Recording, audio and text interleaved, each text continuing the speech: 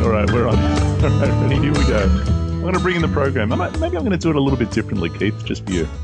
Because because you said, I say it too fast. I say it by rote, and I'm... Come on, Jono, slow it down. Let's have some fun. Here we go. Would you like me to use my my radio voice? Yeah. Of course. My professional radio voice. Yes. How about that one? You like that one? I like it. Go for it. Why not? Okay, here we go. You're listening to Truth to You with Jono and the Nehemia Radio Network. Remember, all programs are available to download at truth2u.org. That's truth, number 2, letter U.org. Do you like that so far? Perfect. Hey, I'm into it. Wait a minute. G'day. No, I can't say g'day if I'm using that voice. Good evening or good morning, wherever you may be around the world. And thank you for your company. Joining me this hour is Nehemia Gordon and Keith Johnson. I can't do it for too long. Nehemia Gordon and Keith Johnson, who wrote a bunch of books and also a bunch of DVDs, are available on truth2u.org. The websites are prayer to our Father, prayertoourfather.com, and his hallowed name.com. My friends, welcome back to Pearls from the Torah portion. Well, great to be back. It sure is good to be back, Jono. You got us pretty excited these days. I'm telling you, we're getting used to this. Well, I look forward to this every single week. Like, when do I get to talk to Jono and Nehemia? I'm really getting into well, this. Listen, Keith, we've had some great feedback with the comments. A lot of people are telling us that they absolutely love the Torah Pearls and that they look forward to it every week, like you do, and like I do, and I'm sure Nehemia does. We love to get together and discuss this, and the listeners are really, really. And thank you to the listeners. Thank you to the listeners who write in and encourage us and say that you appreciate it, that it's a blessing to you. That really makes it worth it. So thank you to the listeners. Well, I want to say this, please. Jono. I want to say that one of the things that I was dealing with just yesterday, because I've been talking to Nehemia. There's just a bunch of different things that are happening this year, I think, that have been really significant. But the thing that really blessed me as I was thinking about what we do is that, here we have a chance every single week to get together and spend an hour, and the primary focus of the entire discussion is the Word of God. And I could do this literally every day, all day, if this was what my life was about. And it's just like this refreshing oasis. Here we open up the Word of God, and we get the perspective of yourself and Nehemia and me, and of course the people. I've even had people send me emails saying, I listened to the Torah portion. Did you think about this, or did you think about that? Yeah. And that is exactly what we've been trying to do, is just getting people to interact with the Word of God. So, again, I want to tell you how much we appreciate this. It really is a part of purpose, and it's a blessing. And, wow, I can't tell you enough how much I enjoy this. It's a wonderful opportunity. And this week, of course, we are in Vayishlach. Vayishlach. Okay, Right, Vayishlach. Bereshit, Genesis 32, verse 3 to 36, 46. And this is how it begins. By the way, we're dealing with, this is really pretty much Jacob and Esau, and also the death of Rachel, the rape of Dinah. A whole lot of stuff happens here, but it begins like this. Then Jacob sent messages before him to Esau his brother in the land of Seir, the country of Edom. And he commanded them, saying, Speak thus to my lord Esau, thus your servant Jacob says, I have dwelt with Laban and stayed there until now. I have oxen, donkeys, flocks, and male and female servants, and I have sent to tell my lord that I may find favor in your sight. Now, Nehemia, let me ask you, this is my first question. He refers to Esau as my lord. He refers to himself as Esau's servant. How is this to be understood? Oh, I mean, Lord just is a way of, really, you could translate it as in the sense of sir. Think about the term in English, Mr., which comes from the word master. Mm-hmm. When I say, Mr. Johnson, I don't mean literally he's my master. Mm-hmm. I think it's meant to be taken as a sign of respect rather than a literal term. And it's actually very common for somebody to refer, even in modern Hebrew, to refer to somebody as Adoni, as my Lord, and you don't literally mean he's your Lord. It's just a way of expressing respect for someone. It's just common courtesy, right? There's nothing absolutely too much to read into this. This is just, I would say it's maybe even extraordinary courtesy in this instance, because he says not only is he my Lord, but I'm his servant. So that's he's trying to be extra courteous. Okay. He's brown nosing him. Let's call it right. He's doing his best to get into the good books, right? Okay. And this he stole the guy's birthright, got his birthright, got his blessing, and now he's saying, look, I'm giving this all to you. Don't worry about it. And Esau being being this materialist, he's going to look at that material and say, okay, you know what? I don't need that blessing. What good is that for anyway? And his response is, you know what? I'm wealthy. I don't have a problem. And what Esau is missing is he's missing the spiritual blessing that Jacob has. All that stuff, all that prosperity, that's not what it's about. That's only part of it. That's not the key thing. The key thing Esau is still missing. Yeah, and that becomes evident throughout this whole Torah portion. So verse 6, then the messengers returned to Jacob, saying, we came to your brother Esau, and he also is coming to meet you, and 400 men are with him. And so that kind of sounds, and understandably, Jacob was greatly afraid and distressed, and he divided the people that were with him, the flocks and the herds and the camels, into two companies, and he said, if Esau comes to one company and attacks it, then the other company, which is left, will escape. So he starts to make these plans, but he prays. He says, "Oh God of my father Abraham and God of my father Isaac, Yehovah has said to me, return to your country and to your family, and I will deal well with you. I am not worthy of the least of all the mercies and of all the truth which you have shown your servant. For I crossed over this Jordan with my staff, and I've become two companies. Deliver me, I pray, from the hand of my brother, from the hand of Esau, for I fear him, lest he come and attack me, the mother with the children. For you said, I will surely treat you well, and make your descendants as the sand of the sea, which cannot be numbered for multitude." And so it seems like it says he's afraid, and he's pleading with Yehovah and seemingly reminding him of the promise that he made him. Is that fair? Yeah. And before we rush ahead, can we look at a couple things in some of the earlier verses? Please. Because there's some pearls here. And one of them is in verse 8, where it says he divided everything into two camps. You translated it there as two companies, but the word is machanot, camps. And that's actually a play on words related to something in verse 3, where it says he saw the camp of God, or he saw the angels, and he says, this is the camp of God. And he called the name of the place Machanaim, which means two camps. And back last week we asked, well, why two camps? Right? He only sees one camp. And here's one of the answers. Part of the answer is he saw those angels, and maybe there was lots of them, so it was two camps. But then there's very often, when you have these name explanations, you'll often have two reasons. And the second reason is now given here afterwards as his two camps that he split his people into. Right. So that's one point worth pointing out. In verse 5, we have this little statement where he says, I have, and I'm not sure how yours translates it, but in the Hebrew it says, Im Lavan Galti, I have lived with Laban, and I've been delayed until now. So what do you got there in that translation? I have. This is the New King James says, I have dwelt with Laban and stayed there until now. That's fine, too. That's good enough, too. It's close enough. Anyway, so that word, I have dwelt, or I have lived, the word is garti, and the rabbis looking at this, and I was taught this as fact, and I'm going to say what it is, and then we'll consider it. So they looked at this and they said, well, why did he say that he lived with Laban? What was the significance of this? And they said, if you look at the word I dwelt, the word is garti, and if you add up the numerical value of it, you get to 613. And this is where they get the idea of the 613 commandments from this verse. Really? The rabbis say there are 613 commandments.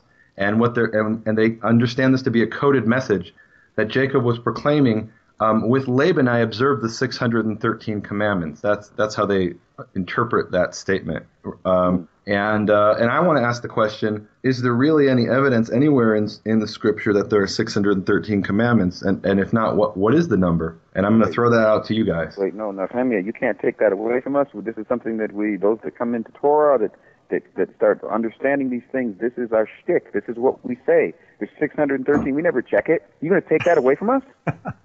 Well, maybe not. Give me a verse, if you know. Well, I honestly, I don't know if there. I don't believe there is a verse that says such a thing. And I've heard conversations about whether it's 613 or whether it's 616 or what it may be.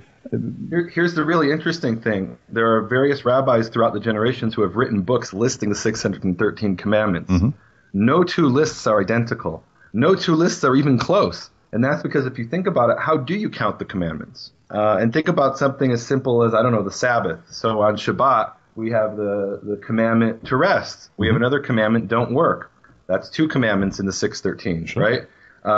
There's all kinds of specific details. There's one, about Exodus 35, chapter 35, verse 3, about not kindling a fire. Okay, that's number 3. Then we have various other commandments about not plowing and not harvesting on Shabbat. Okay, that's 4 and 5, right? So what you thought was one commandment, the commandment of Shabbat, some other rabbi 1,000 years ago trying to list the 613 comes up with 5. And why does he come up with 5? Because he's got to fill out the list of 613.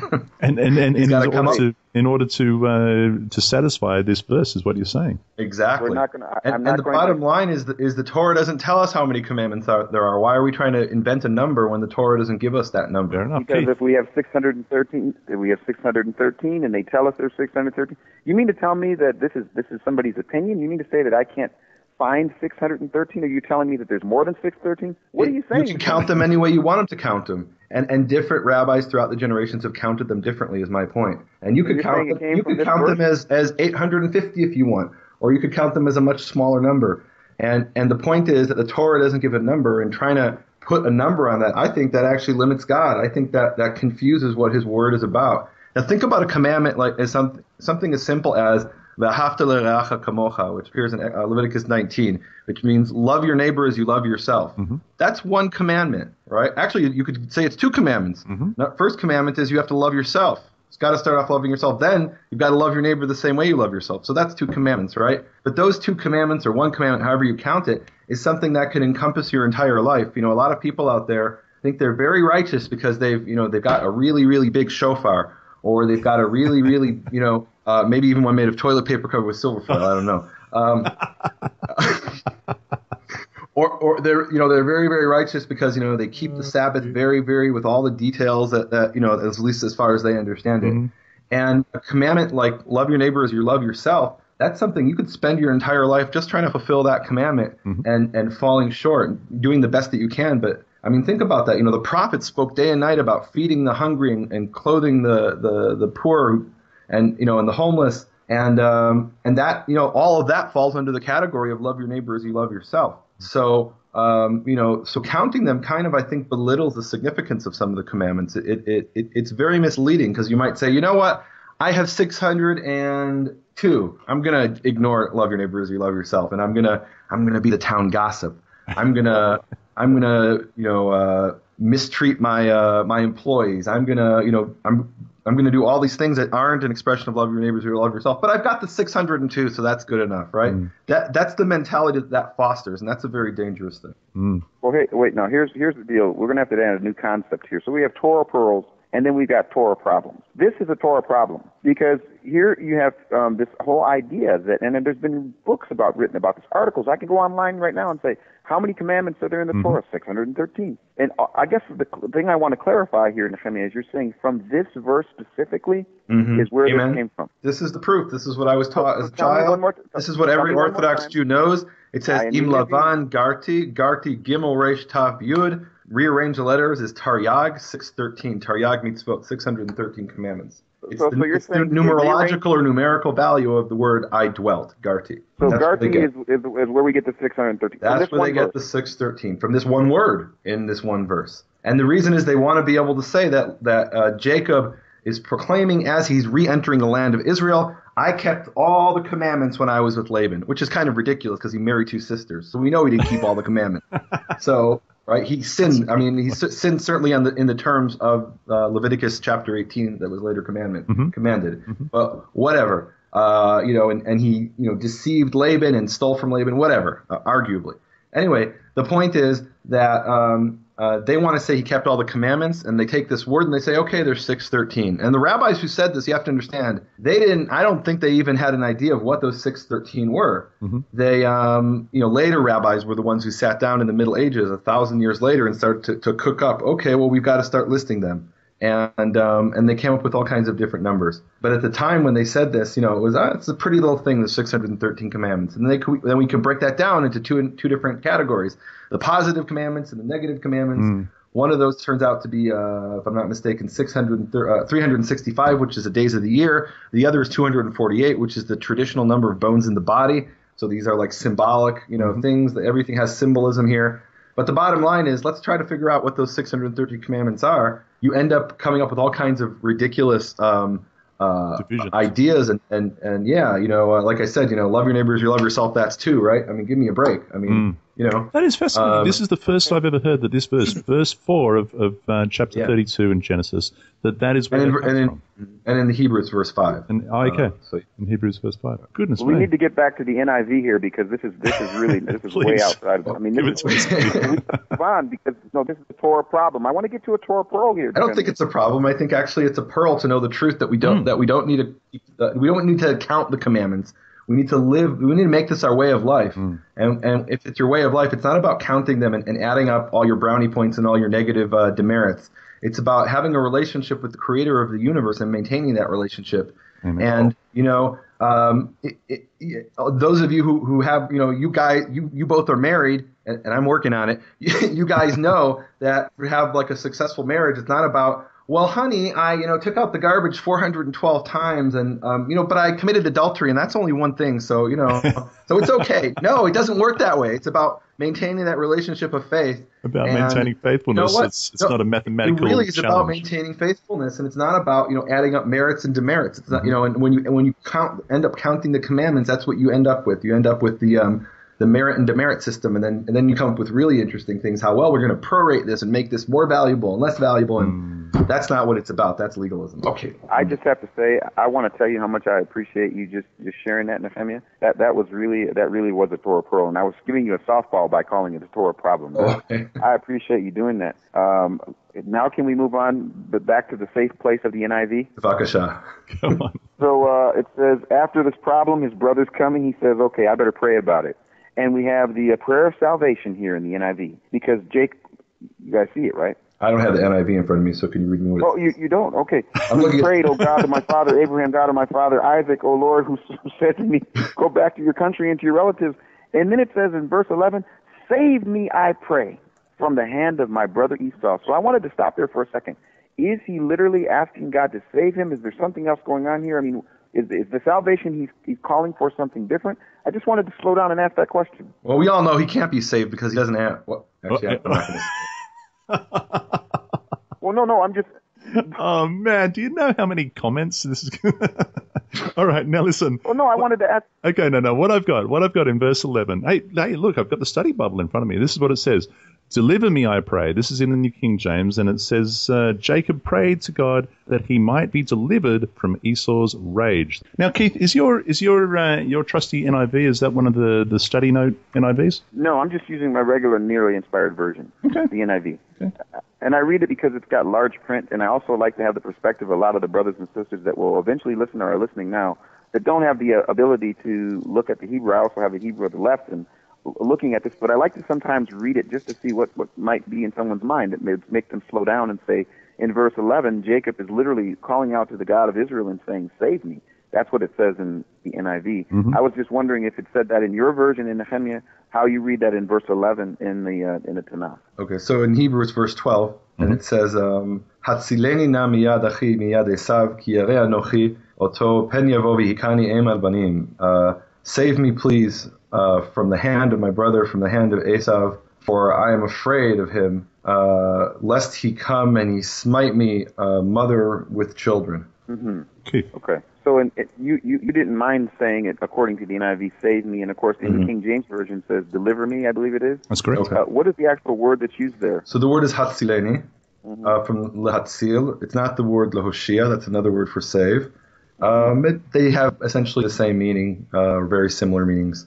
They both talk about saving someone from some kind of danger or destruction. I just think what's interesting is that when it's said and done, he does his plan, he sees his brothers coming, and then he does that thing that we all got to learn to do. He turns to the God who can actually deliver, to save, to bring him out of his trouble, and begins to pray. So I just liked that. It kind of jumped off the page when I saw it. I wanted to slow down a little bit. Now we can move on. Well, here's something to point out. He makes his prayer, but then he also takes action. He has a strategy, and his strategy is to send these gifts and try to placate his brother. So on the one hand, he's praying to God. On the other hand, he is using his own ingenuity and own skills to try to not dissolve the situation, to resolve the situation, and placate his brother to dispel his brother's anger. And I think that's a very important lesson. A lot of people will have this what's called a quietistic attitude, which means they think, well, all we got to do is pray, and God will come and do everything for me. I don't have to take any action. I'm just going to sit here and pray to God, and if God wants me to do X, Y, Z, then it'll just happen. I don't have to work for it. And what we see actually in Scripture is people work for things, and they work hard for things, and they risk their lives for things, and they pray. And it's a combination. It's almost like a partnership that we have with God, that we can't do it without Him, but we've also got to do it, because if it's not important enough for us to do, then why should He help us? Yeah, I guess so. I'll tell you something, Jono. I've got to stop for a second. I want all the listeners to listen to this. Listen.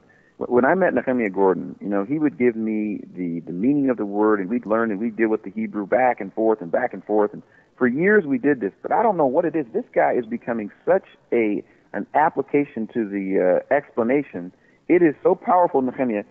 You're a great preacher. I'm just saying it right here on the Torah Pearl. You're talking about what the Word of God says, and you're saying, here's the application. I'm listening. I feel like I could just sit here right now and... I'm going to let you speak the rest of the time. I'm going to be quiet. No, I love this. That's a first. I know. This is what I love. I just so much love this because the Word of God is it's action. I mean, here's the information, and here's the Preach action. it. So, thank you, brother. I just want to tell you, you're really in a role. You're in the zone right now, so let's continue. All right. The most important, this little section, I love you. Jono, can I read this section? Please, verse 13. So after he does all of this preparation and all of this prayer, there's this wonderful section, and I don't know how we're going to get past it, but it says that night Jacob got up and took his 2 wives, his 2 maidservants. I'm in verse 22. After he'd sent them across the stream, he sent over all his possessions. So Jacob was left alone. I love that phrase. I mean, he's not got his family. He doesn't have his strategy. They've gone across to do this thing, and he's left alone. And then a man wrestles with him until daybreak. And I mean, this I want to stop with this at this for a moment, and we can do the Torah Pearl here. But just the idea that God waits until Jacob has had his prayer, he's had his strategy, he's got his family, he moves them up there, and then he's alone, and then the wrestling match starts. I don't know. There's just like this picture about that. But I wanted to stop for the Torah Pearl. What does it say, Nehemia? So Jacob was left alone, and a man did what? Wrestled with him. And where does the word wrestle come from? Well, it comes from the word avak, which means dust. And so vayavik presumably means to roll around in the dust. So when I saw that, I just it kind of jumped off the page for me, because when it said that a man wrestled with him, I didn't think about this sort of spiritual thing where it was, we had a little bit of a conflict in the discussion. No, they got down and dirty in the dust. I mean, that's just... we're really talking about a wrestling match, aren't we? Because, it says, then Jacob was left alone, and a man, and I don't know about you, Keith, but I've got, in my Bible, it's a capitalized man, wrestled with him until daybreak, until the breaking of day. Now, when he, capitalized he, saw that he did not prevail against him, he touched the socket of his hip, and the socket of Jacob's hip was out of joint as he wrestled with him. Now, so let's do something just before Jono. Please, I apologize in advance. Before we get off of this verse, and this is a good example, your translation capitalizes man. Why do you think that is? There's a suggestion of deity there, I think. I mean, a little later on, it does. It seems to identify this man. Let's slow down. And you're saying the $64,000 question is it capitalized in the original Hebrew? That's the question, right? Actually, what I was going to ask you a little bit more than that, since you say that everyone is obvious. So here's my point. Rather than it's capitalized in the Hebrew, let's ask the question: what is the word used for the man, Nehemia? Ish, man. Now, is there anything about this Ish? Is there any deep hidden meaning? Is the Aleph and the Tav there? Is there anything that jumps off the page? There's an Aleph there and a Shin. Shin is second to last. So. Okay, so here's my question: is there anything in the Hebrew, and of course we know the answer to this, that would make the translators say we should say man with capital? Right. So Hebrew doesn't have capital letters, in case that wasn't obvious to everybody. So in the Hebrew, it's obviously not capitalized, because there's no capital letter. So why is this happening in Jono's translation? What are they trying to say? They're trying to say that man is, and actually let's give them the benefit of the doubt and say that it's not. They're not interpreting it what's called Christologically. Let's just say they're trying to understand it from a totally Tanakh perspective. Maybe they say in the end, he says, look, in verse 31 in the Hebrew, I guess that would be, 30 in the English, or is it 32? And Jacob called the name of that place Peniel, for I saw God face to face, and my life was saved. Oh, and or my soul was saved, literally. And so he saw God face to face. So if you understand that to be God in English with a capital G, right? Then yeah, you would say that man is God, which certainly to the Jewish mind doesn't make any sense. But I can understand how a Christian would see that. I mean, could be understood different ways, that this was an angel of God, somebody that therefore representing God, or Elohim in Hebrew also sometimes means angel. The angels are also called Elohim. So maybe here Elohim means I saw an angel face to face and my soul was saved. Mm-hmm. Okay. All right, well, that's it for a while. But he definitely understands that it wasn't a regular man that he wrestled with. That, to be fair to the, to the people who seems to be the case. But as we've touched on before in the program, and I think we may have spoken about this when we were speaking about Genesis chapter 18, when the three men appear before Abraham, and one of them speaks, at least certainly speaks on behalf of Yehovah, and the discussion takes place there. And this could well certainly be a very similar situation, that a man wrestles with him and speaks with him in the authority of Yehovah. And in any case, he knocks his hip. I mean, it says he touched. He touched? I mean, to knock someone's hip out of the joint, I mean, that's kind of a bit more than a touch, isn't it? Yeah. Well, let's hold on. We actually talked about that in a previous, so let's No, hold on. Before we say anything, I'm going to ask this question. Are you going to possibly tell us that it wasn't the hip? Are you going to tell us that something Actually, else before happened? We get to that, can I quickly just jump ahead to Joshua chapter 5, verses 13 and on, 13 to 15?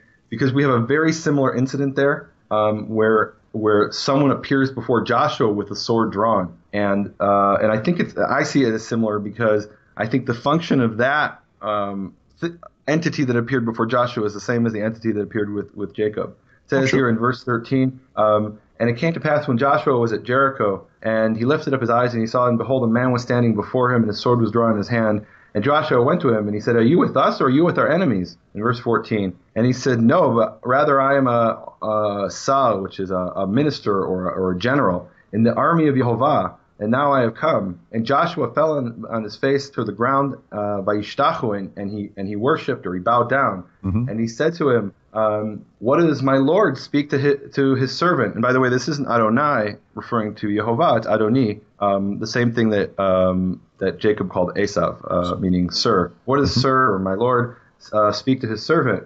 And and this officer, or the general of the army of Yehovah, said to Joshua, "Take off your shoe from your foot, because the place that you are standing is holy." And Joshua did so. Now, what was the purpose of that angel? Or it doesn't actually say angel, but it's an officer of the army of Yehovah. What was this purpose of this entity appearing before Joshua? And I think, to me, it seems the answer is that he was trying to give Joshua confidence, that Joshua would know you're not alone. There's somebody with you. You're going up against this enemy, and there's a spiritual army at your side. And I think that was the purpose of this angel wrestling with Jacob, that in the morning he said, "You have wrestled with man and God, and you have overcome." You won the wrestling match. And if you can beat me, the angel, guess what? I'm on your side, and I'm going with you up against Esav. So you don't got to be afraid. And I think that's how I understand, at least, the purpose of why this angel or man or whatever he was appeared and wrestled with Jacob. Well, I have a prophetic. I want to be a little bit prophetic in this matter. I was sharing with some folks. When I see this same passage, the thing that jumps off the page more than anything to me, is after the wrestling match, he says, "Okay, now you've done this," and this comes to present day, our present and prophetic future regarding Israel. Because what does it say about Jacob? He says, "Okay, you have wrestled, and now as a result of this wrestling match, down and dirty in the dust," that's the word he uses there, and for wrestling, down and dirty in the dust, we're down here, we're wrestling, and now I'm going to do something really radical. I'm going to change your name. And what is the name? I guess I want to slow down just for a second. What is the connection between the name change and what his life was? In other words, why does he change his name? It doesn't actually say, right? It doesn't say why he changed his name. All we have is, and he said, "Your name shall no longer be called Yaakov, but Israel, for you have struggled with God and with men and have prevailed." So here's what I keep saying whenever I hear, and then look, I'm taking it a diversion, so you guys can just cut me off. I keep hearing about what's happened in the past, in the present, and the future with Israel. And it's like when I keep hearing about the past and the present with Israel, I keep looking at this verse. I keep thinking about this wrestling match that took place and saying, look, you have wrestled with God and with man, and the part that I love more than anything is that, and you have overcome. And this is what I expect, and this is what we believe, this is what we understand. We expect there's a wrestling match. And Nehemia, you live in Israel right now. Is there any wrestling going on over there? Oh, there's some major wrestling. Has there been wrestling in the past? There's a lot. This is a long history of wrestling. Okay, do you think there will be wrestling in the future? I think that's realistic, yeah. Okay, but guess what's going to happen? Somebody get excited about this. Come on. And because of the name change, Yes. Israel will overcome. Amen. I mean, when I think about that, God said, Jacob, look, I'm going to tell you something. I'm thinking about 2011. I'm thinking about boats. I'm thinking about 1948. I'm thinking about 1967. I'm thinking about all that in the future because of God. I can see in the future. I'm going to give you a new name, and you're going to walk that name out. You're going to wrestle. There's going to be some down and dirty, dusty fights. But in the end, tell him, Jono. In the end? In the end, what, Jono? You're going to prevail. That's what I wanted to hear. This is the exciting thing. I mean, it's not easy. Are you kidding me? Jacob is limping after that. You think he's not in pain? He had no pain medication. He's limping. And we can get to why that happened. But the thing that just excites me is that, look, when I read the newspaper, I think, wow, wrestling. Wow, wrestling. Oh, my goodness. Wrestling. But you will overcome. You will overcome. Israel will overcome, ladies and gentlemen. I'm just telling you. Amen. And I'm excited about it because God's eye is on Israel. And Amen. When he changed his name, he put purpose in that name. And that's all I'll say. Let's get to the more technical aspect that you and Jono like to talk about, Nehemia. What's the hip? Oh, no, Well, we talked about that in the previous. We did. We talked about it in the previous one. I want to know. No. Let me read this because it kind of. I've got a different way to ask this question. Here we go. Now, by the way, before we get there, let me just read these verses in order. Then Jacob asked, saying, "Tell me your name, I pray." Now, this reminds me of what is this in Judges? When this happens as well. Judges 6. Judges. No. This is Judges not 6. Judges 14. No, it's. Oh, you might be right. Okay, sorry. Yeah. Okay. So I'm not exactly sure where it is, but it happens that now Manoah. It's Manoah, right? It's 13 verse 17 and 18. That's the one. And he says, "What is your name? That when your words come to pass, that we may honor you." And the angel of Yehovah said to him, "Why do you ask my name, seeing it is wonderful?" Which is interesting. And actually, that word Peli can also mean hidden. That would be the more natural meaning there, I think. Seeing that it is hidden. Verse 29, then Yaakov asked, saying, "Listen, tell me your name, I pray." And he said, "Why is it that you have asked about my name?" And he blessed him there. So what do you think the significance is there in Nehemia in verse 29? Why is it that the man that he wrestled with said, "Why is it that you ask about my name?" Oh, I think it's very clear. It's obvious, isn't it? Well, to me, it's obvious. Maybe I'm wrong. It's obvious. But the obvious answer to me is that why is Jacob asking his name? Because he wants to worship him, and he's saying, "What do you want to ask my name for? Don't worship me. Worship my Creator. Worship Yehovah." And that's very clearly what the angel is responding to Manoah in Judges, saying, my name is hidden. You don't need to know my name. I don't want you to worship me. Don't worship an angel. Worship the Creator. Okay, but then we have the one who sent the angel.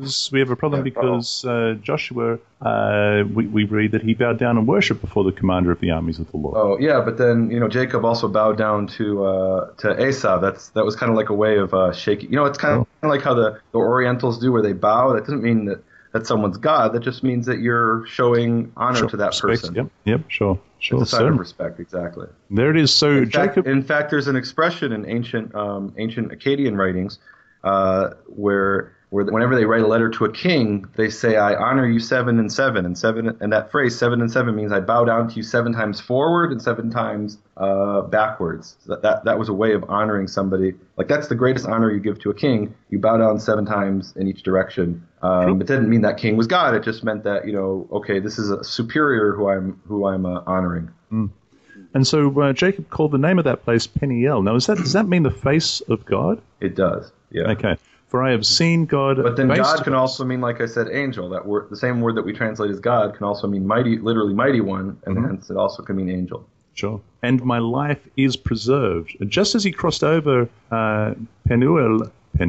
Well, that's an interesting thing. Sometimes it's called Penuel and sometimes it's called Peniel. and that's in general something that happens and it's a whole complicated topic I won't go into. But you'll often have an U that in other instances will become an E. Interesting. And sometimes an O. There's some homework for the listeners. Just as he crossed over, the sun rose on him, and he limped on his hip. Here we are back at the hip. Therefore, to this day, the children of Israel do not eat the muscle that shrank, that is on the hip socket, because he touched the socket of Jacob's hip in the muscle that shrank. You're not gonna get me to say it. I said it in the previous. All right. So for everyone, if you missed that, it is. Okay, and what we're talking about is the servant putting his hand under Abraham's thigh. Put your hand under my thigh and swear to me this, that, and the other. Okay, there it is. And so we talk about that, but if we're to understand it correctly, am I to understand that the muscle that shrank is what we described back there in that Torah Pearl? I believe it's the same one. And we actually quoted this verse as well, yeah. And here's what I'm going to pose to the listeners. I'd be limping. Think about, listeners, what you can. What if some? You're gonna have to cut that out. No, you've got to edit that out. Wait, let's have 5 seconds of silence. I'd like to, ladies and gentlemen, Nehemia left the farm, and now we're back. Okay, we're talking. Wait. Let's get the silence so we can edit out. Okay. Yeah, everyone just have a sip of water and a deep breath. No, I'm not trying to make you, I mean, okay. He's the one that brought this up. We got to put him on the spot. We were talking about this. Right. Well, no. All right, no. You make your point, and I have another question, then we'll move on. See, by the way, this is, I think this is not a G-rated program, is it? I mean, since I've had you guys on, this is definitely not a G-rated program. It's only the truth. That's all we can offer. It's in the Torah Pearls. Okay. It's in Scripture. I didn't make it up. So here's what I would ask the listeners. Ask yourselves, what is it that you could apply a little bit of pressure on and cause a man to limp? And I'll leave it at that. Mm-hmm. I'll just say this. I think this is a Torah Pearl. Let's move on. Let's move on. Now, but can I one more question about this before we move on? The muscle that shrank, are we saying they don't eat that part of the... That's all right. We're moving on. All right. Well, so anyway, the rabbinical interpretation, for those who don't know, is that this refers to something called this sciatic nerve, which I may be mispronouncing. Right. And sciatic nerve, whatever. Sciatic. And so actually, it's a very difficult part of the animal to remove. And so, for example, in the United States, American Jews only eat the front half of cows and bulls because it's too difficult and doesn't pay for them to extract this muscle. Mm-hmm. Not muscle. This sinew from the back half of the animal. And so what they end up doing is slaughtering animals, eating the front half, and then selling the back half to the Gentiles. Is that right? That's literally what they do, because they say it's too difficult to extract that nerve, the sciatic nerve. So now, Nehemia, is this not an example, though, from the rabbinical point of view, that they would view that as a commandment? Am I fair to come to that conclusion? They definitely say it's a commandment. I would say that it's not so clear that it's even required, meaning it might be saying, and therefore the children of Israel, when they make, like in the book of Ruth, there's this report that whenever they would make an agreement, well, the way they would do it is the man would take off his shoe and give it to the person he was making the agreement with. I don't think that means we necessarily need to take off our shoes every time we make an agreement with somebody. That simply was the ancient custom at that time. Fair enough. And so it's telling us the origin of this custom, whether it's actually forbidden or not. I don't know. That's definitely the common Jewish understanding, but I don't see that in the verse, frankly. Chapter 33, Now Jacob lifted his eyes and looked, and there Esau was coming, and with him were 400 men. So he divided the children. We get to see the ranking here of what's most important. So he divided the children among Leah, Rachel, and the 2 maidservants, and he put the maidservants and their children in front, and Leah and her, imagine that. Thanks a lot. And then Leah and her children behind, and Rachel and Joseph last. Obviously, he valued them the most, right? And so then he crossed over before them and bowed himself, and here it is that you mentioned before, Nehemia, bowed himself to the ground 7 times until he came near to his brother. Now, all right, now I have a big question. Everyone pay attention, all right? Esau ran to meet him, and I've heard stories about this verse, okay, and embraced him and fell on his neck and kissed him, and they wept. Now, I got my trusty Tanakh, and I opened it up to Bereshit 33, verse 4. And I'm looking at it here, and lo and behold, there is some odd, what might be described as cancellations above the word kissed. What is that about? They're not cancellations. What are they? Those are what are called scribal dots. These are dots that evidently in ancient times they used if they wanted to erase a word. And so apparently what happened is somebody was copying a manuscript of the Torah, and he believed at least that he had made a mistake. And the way he removed the word was to put a dot over each letter that he thought should be deleted. He didn't actually take the word out because he said, well, maybe that is supposed to be here. So he may have been unsure. So it's very possible that what it originally said is, and he fell upon his neck and they cried, and that the word and that in Hebrew and he kissed him is one word, and then that word maybe isn't supposed to be there. That's possible. That's what those dots indicate. That word, according to the scribe who put those dots in there, that word should have been deleted. Okay. Now there's a rabbinical tradition that Ezra the scribe added those dots, and that he wasn't he believed the word should have been deleted, but he said, I dare not remove a word from the Torah. When Elijah comes, he'll settle the question. Until then, leave the dot so everybody knows that I think it shouldn't be there.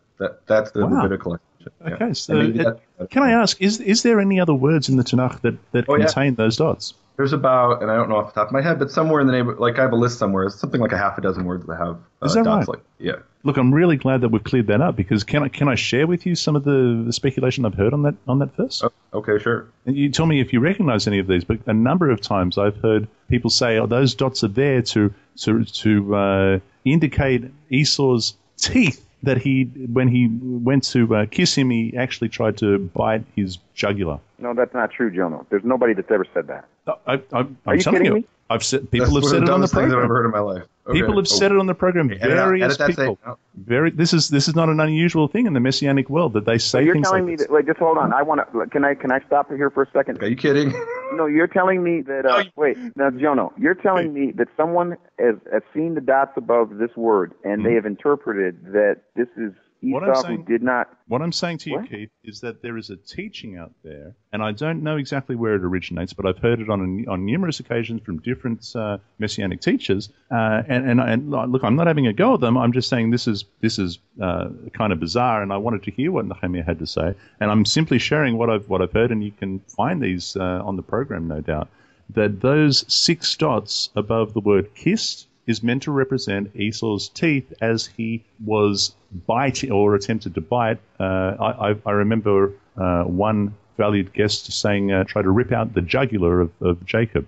So that it wasn't a kiss of welcome home, it was a kiss of I still want to kill you. Can I say something? Please. Can I say something? Please. That's absolutely ridiculous, and it's absolutely wrong. And it's an example of how I heard from someone who heard from someone who heard from someone. I'm not talking about you, Jono. I'm talking about people that then will take something like that in some of the movements that we have been amongst in the last couple of years, where, this is the ancient secret, and, here's this thing that no one knows about it, but I've got to do, it's ridiculous. No, I mean, these are simple scribal erasure dots, erasure from the word erase. You see them in, like, for example, the Isaiah scroll on display at the Shrine of the Book. I mean, these are very common things you see in the Dead Sea Scrolls. And you see them in Hebrew manuscripts, throughout the period, throughout different periods. These particular erasure dots are a fixed part of the text. There's actually, in the Masoretic manuscripts, there's a note in the margin that says those dots are supposed to be there, and that's because they're so ancient that all of the Bibles that exist have those dots, because the source had those dots, and that's where they get that's where the tradition about, Ezra must have put them in there, and Elijah will come and decide if that word's really supposed to be there. And there's other examples. There's one we could go through the list sometime if you want. I'll pull it up sometime. But there's other examples of it, and if you want to say that they're Esau's teeth, or that they're my dog George's teeth, you're entitled to say that, but there's really not any evidence of that sort of thing. Whereas there is evidence of these being used as erasure dots in other documents. Okay, so you haven't heard this. This is the first time you've heard this, Nehemia. I have not heard that before. You haven't heard that but before. It does sound something silly, like something silly the rabbis would say half in jest. Okay. And that someone would then take it seriously is kind of Sure. funny. But okay. Yeah, the frustration that I've had, and in regard, I want to use this one as an example. This is just an example where there are, I heard, and then I heard, and then I heard, and then pretty soon the story has become whatever it's become. And one of the things that I know that is of great value is trying to find out the actual source. What does it actually mean? What does it say? Nehemia has provided for us technical information about those dots. But if I wanted to, I could go to a group of people who have no clue about Hebrew, who have no clue about anything, and tell them, I've got this secret. I'm about to share something with you that only very few know. Did you know, based on the Hebrew, that Esau actually, and then giving this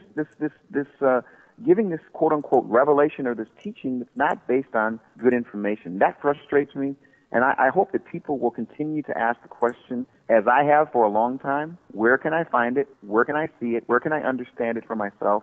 Versus I heard it from the great teacher who's on the radio and it blah blah blah, and then pretty soon and then I requote that, and then next thing you know I'm the rabbi of a movement, and then I take that same thing and I've never checked it for myself. That's the thing that's frustrating me. And this is just a perfect example. I'm glad you brought it up. It's ridiculous. I'm very, very pleased that we've clarified that, and there's some homework for the listeners. So what happens is that Esau arrives and he says, wow, who are these people? And they have the conversation. And Esau, verse 8, what do you mean by all the company by which I met? He said, hey, look, they're to find favor in the sight of my Lord, says Jacob. But Esau said, I have enough, my brother. You keep what you have for yourself. So here's a little bit of, hey, you thought you got the blessing right, but believe me, sunshine, I'm better off than you, all right? So you keep what you've got. There's a bit of that going on, I think, perhaps. And Nehemia said it earlier that he had the physical desire. He wanted, he had the stuff. But I think it's funny at the end of that verse, in verse 11, he says, "No, I have all I need." And because Jacob insisted, Esau said, "Okay, I'll take it." Yeah. I'll take it if you insist. But I mean, still, he doesn't get the more important thing, which Nehemia brought up earlier, which is the spiritual blessing, and which we read about it just a little further on. Let's get to 34, because this is now there are some questions here. We've got to rush ahead. This is the rape of Dinah, and now Dinah, the daughter of Leah, who she bore to Jacob, went out to see the daughters of the land, and when Shechem, the son of Hamor, the Hivite, prince of the country, saw her, he took her, he lay with her, and he violated her, is what it says in my Bible. His soul was strongly attracted to Dinah, the daughter of Jacob, and he loved the young woman and spoke kindly to. Now, this is kind of weird because Nehemia suggests that many would say that he raped her and then he tried to talk her up. Is that? Yeah, so it doesn't actually say that he raped her. Okay. It sounds to me like he seduced her. Yeah. And that she, like, I think it would say if he raped her. It doesn't say that because you just read the verse. That, he spoke to her heart and he loved her and he had sex with her, and Jacob was upset because you're supposed to marry the woman before you do that. And the brothers were upset because they said that at the end he says, is he going to treat our sister like a prostitute? They say later on. And what does that mean? Well, prostitute has sex with men that aren't her husband, and so that's how that's essentially what Hamor turned Dinah into. So when it says he violated her, it's just that he's out of order, Keith. Oh, it doesn't say in Hebrew. It says he defiled her, which means he had sex with her when he wasn't married to her. Right, so he was out of order. Keith. All right, so here's the problem that I have. The problem that I have with this section. Yeah. The problem I have with this section is, okay, so we can soften it a little bit and say, no, he spoke tenderly to her. But it says that. We didn't make that up. No, that's what it says, and I want to give you that. That's what it says. Yeah. But there's a verse that jumps off the page for me, and I just want to stop here with this. Because as he goes about this business and he takes her and we can get into the technical terms of what the words were. There's vile to whatever we want to use, and then later the brothers say that to them it says here the proposal seemed good. Yes, this is the situation, and it's almost like the idea is, look, the two saw each other in the street. He took her home. He had sex with her. He talked tenderly to her, and then said, "Hey, can I have your daughter in marriage?" Sounds nice. The problem is this: when they actually go 3 days later, while all of them were still in pain from what? They agreed to be circumcised. Why did they agree to be circumcised? They said, look, we're going to get everything these guys have. And then it says, they put Hamor and his son Shechem to the sword and took Dinah from Shechem's house. Here's how I see it. He took her. He has her in the house. Now he wants to negotiate with her. What's she still in the house for? He's kidnapped her, for God's sakes. She's in the house. The brothers go and they say, look, here's the deal. You can have our daughter. You can have our sister. Be circumcised.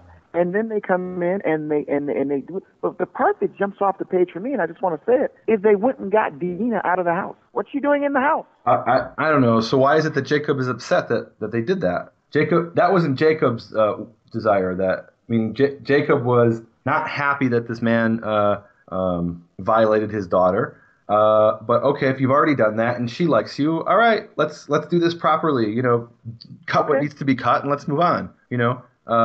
And instead, the brothers, the deal that Jacob tried to make, they violated and then killed the people of Shechem. So hang on, let me get this straight, Keith. If because I've never thought of it that way. What you're saying is that when when the prince of Shechem lay with her and his soul was strongly attracted to her and so on and so forth, that she remained in his possession. She's mine, and now let's talk about how I love her and let's work this out. And then of course the brothers are in negotiation with them, so the brothers have the negotiation. So with she may be in his house, and they're thinking to themselves, because they're smart, they're saying, look, we're going to get our daughter, we're going to get our sister back. Mm-hmm. How are we going to do this? We're going to have them agree, and they need to be circumcised. And they planned, we're going to go in there, and we're going to not only take them out because they've taken our sister and they treated her like a prostitute. But we're also going to wipe them out. And Jacob says, like I agree with Nehemia, Jacob's the one who says, no, look, you guys, I'm a stench in these people's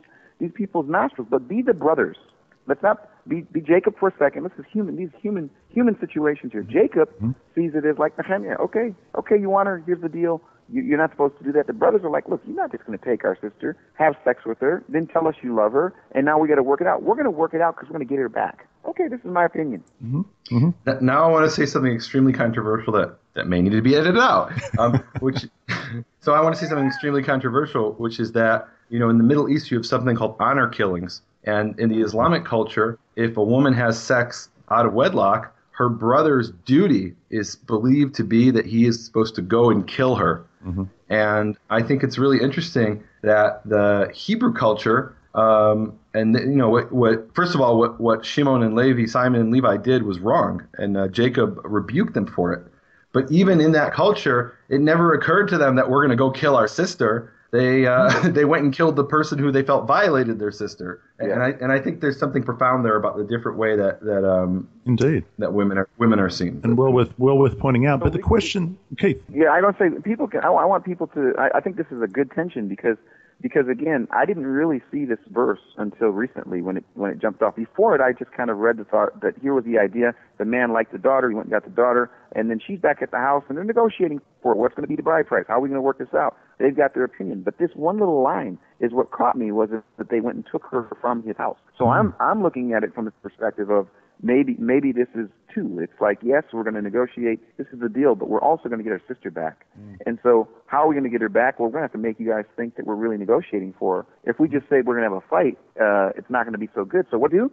They brought in this wonderful covenant sign of circumcision, and while they were all sore from their circumcision, they went in and did what they did and got their sister back. Now this brings us to the point that they did actually enter into that. I mean, they did it. I mean, this is no small thing, and it even says in verse 19, the young man did not delay to do the thing because he delighted in Jacob's daughter. He did not delay, and then it goes on to say he was more honorable than all the household of his father. I mean, this guy rushed out and was circumcised. And not only that, but at his command, everybody was circumcised. What I'm wondering is, are we to understand that they were entering into the covenant of Look, I want to say the answer to this, and Nehemia, you give the technical answer, and you can blow this out of the water, okay? It says this: but the men will consent to live with us and people only on the condition that our males must be circumcised as they themselves are.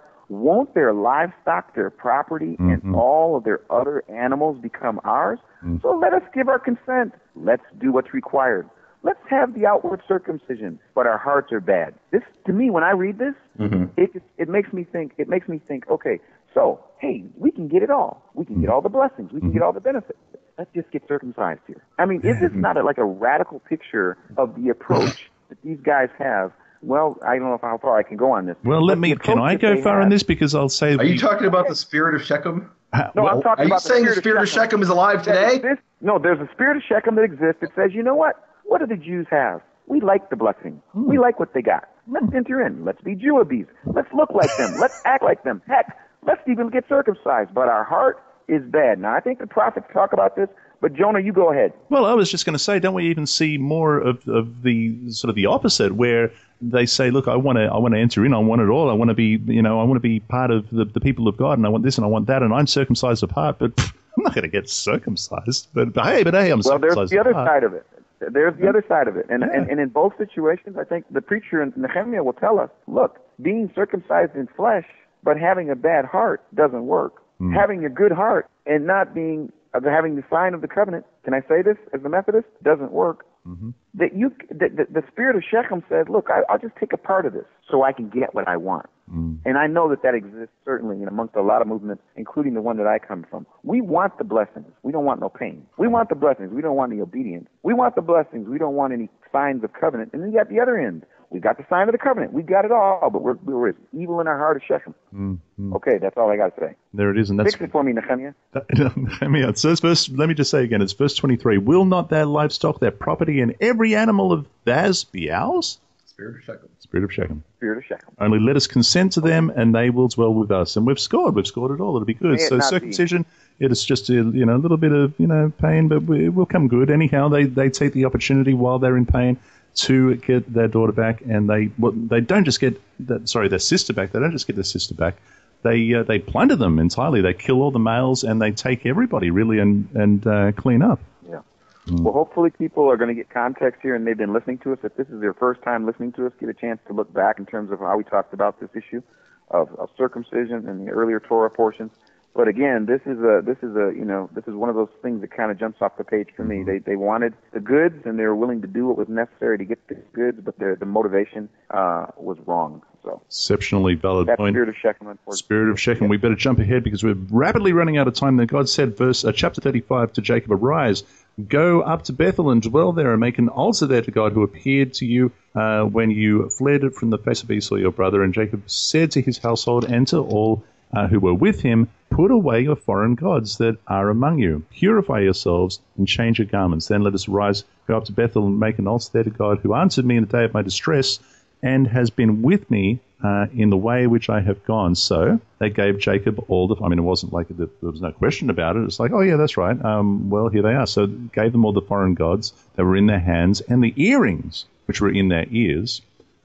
What's that about, Nehemiah? The earrings? These were evidently some sort of earrings that indicated, we actually see this later on in Exodus, that if someone is a slave and wants to remain a slave permanently, then he gets his ear auled. They make a hole in his ear, and presumably you put an earring there with the name of his master.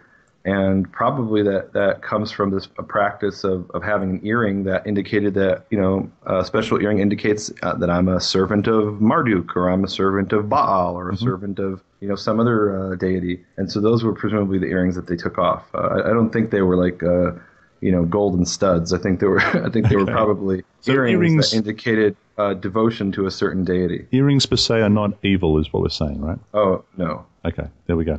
So verse 9, let me jump to verse 9. Then God appeared to Jacob when he came from Padan Aram and blessed him. And God said to him, your name is Jacob. You shall not be called Jacob anymore, but Israel shall be your name. So he called his name Israel. Also God said to him, I am God Almighty. Be fruitful and multiply. There it is again. Be fruitful and multiply.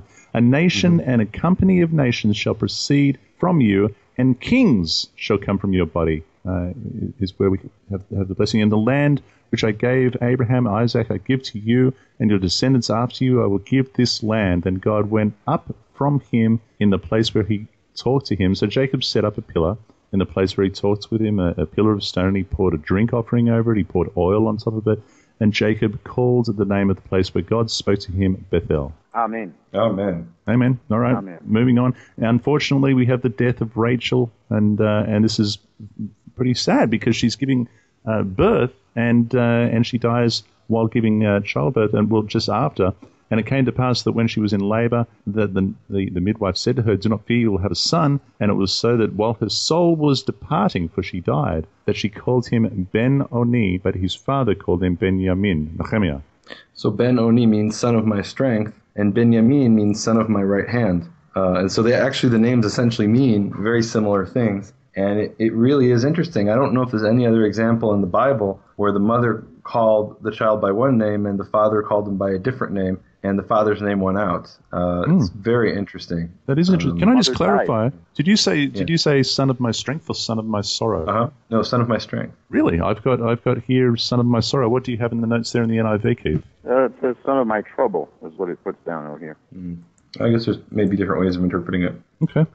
And so she died and was buried on the way to. And this is it. And he set up another pillar on her grave, which is the pillar of Rachel's grave to this day. Do we know where that is? That's a really interesting question.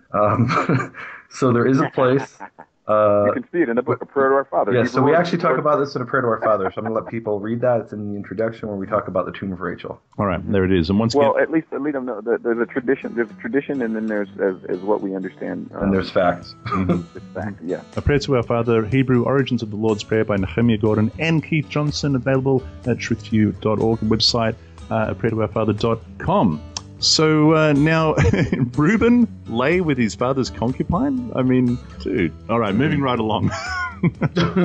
Now there's 12. Now there's 12 because there's Benjamin and there's 12. And I'm gonna leave it to you guys because we've run out of time. The last chapter, obviously, chapter 36, is all about Esau and his family, his relatives, his descendants. Is there anything, Nehemia, that you would just like to pull out as parting thoughts of this Torah portion? Well, there's a lot of interesting things we didn't get to, and I think that's just, we should do another round next year. But of course, because there's really a lot of interesting things. Like one of the things just to throw out to the people is the statement in the last chapter there, which I believe is 36, which talks about the kings of Edom or Edom and the kings of Edom, and it lists 8 kings of Edom who were kings before Israel had a king. Very interesting, and I'll just leave it at that. Interesting. Keith, is there anything you'd like to pull out before we close up? No, I just love the fact that when Jacob decides to set up his altar, he also calls his altar by a certain title. But people can read about that. I love anything where we have this sort of interaction between human and sort of the spiritual, and then there's a manifestation of it on the earth, and that's one of the things that I think that kind of jumps off the page for me. But that's all I have to say.